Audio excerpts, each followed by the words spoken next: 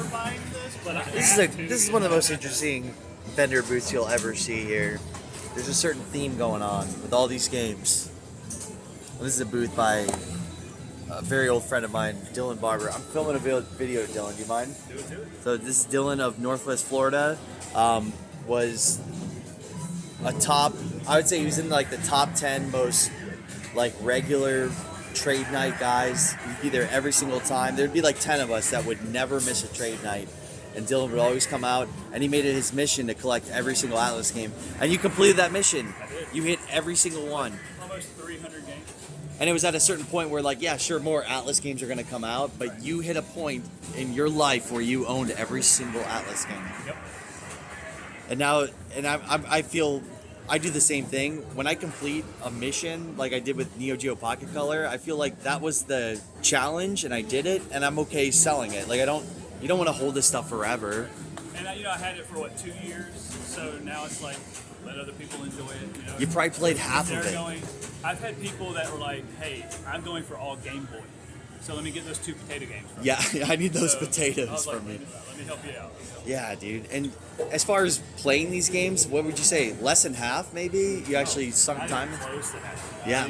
Because Atlus makes JRPGs. They're all 100 hours. It would take you 50 years to get through all these Maybe if I games. kept these after I retired, I might have the time to do it, but Now, my question for you is, was there a certain game or a certain moment in your life that you can remember the reason why you decided to go for that mission of going for Atlus? Was there a game that you really loved? So I started liking Atlus when I played Persona 4 Golden on the Vita, and so that got me down the Persona rabbit hole, right?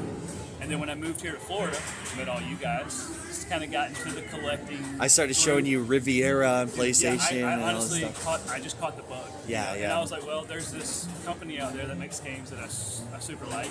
Yeah. So why not go for all theirs? Yeah. Not only that, but like I never would have guessed that Atlus has a heavy hitter on every single They console. do, which is insane. So that was the tough part. Even of the it. Dreamcast, you're like, oh, there's no Atlus. There's Making X on the Dreamcast. Yeah. You know, it's like Atlus snuck something out on every single console, and it's collectible. Yeah. And it's usually like a top tier title too. Exactly, yeah. So I feel like personally in my life, I mean, it's because of you. I got that one. Traded all. is that still the original one that came from me? Yeah. Wow, dude.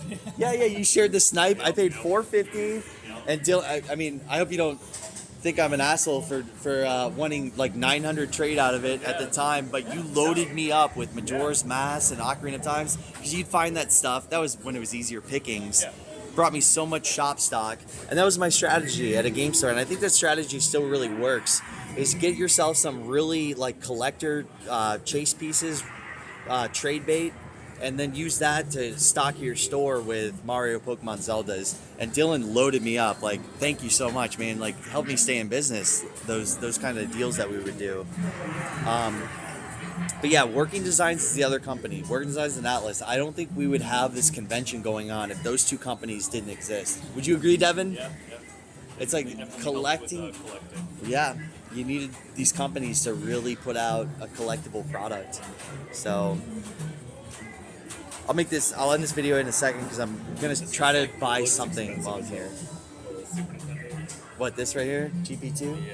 You wanna know a funny story about that? Like the font and everything just looks expensive from the top. You wanna know what's funny about that one? I bought that one off of eBay. It was listed with the generic picture from like Goodwill. Thought it was card only. $16. I paid like $12 for it. Oh. And it came in CIB, and this is the condition it came in a bubble mailer. Yep. Lucky. I know, You got right? lucky that I it know. didn't get crushed to That's on hell. the daily for me.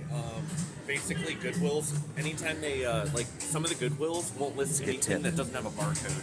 So, the fact that I had a barcode, that's the only reason it got listed on eBay.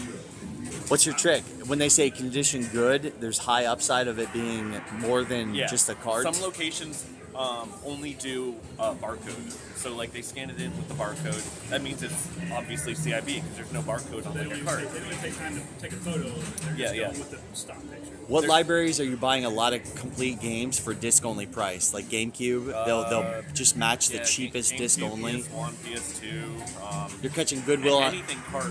Anything cart. Some Goodwills only list it with the barcode, so it comes incomplete. Got you. Or sometimes sealed. Have you kind of learned which Goodwills are more like that? What are, name a couple? The Missouri one doesn't do CIB.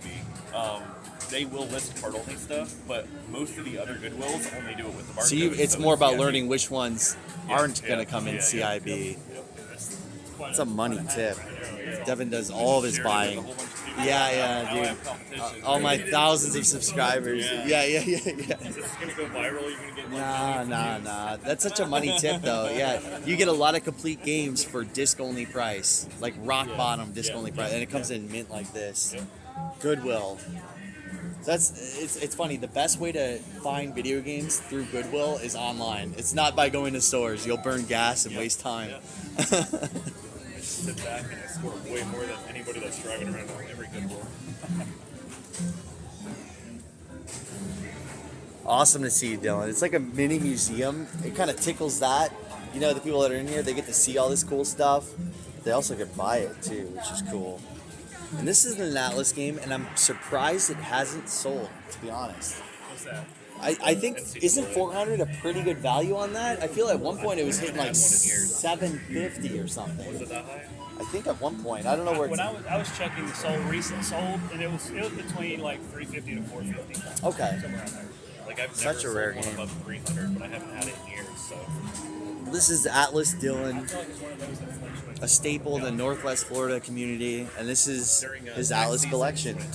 No longer complete. He sold bits and pieces. Sold, in like 4 months from now, what's it called? Go-Go Hyper Grind on GameCube. it's probably gonna go.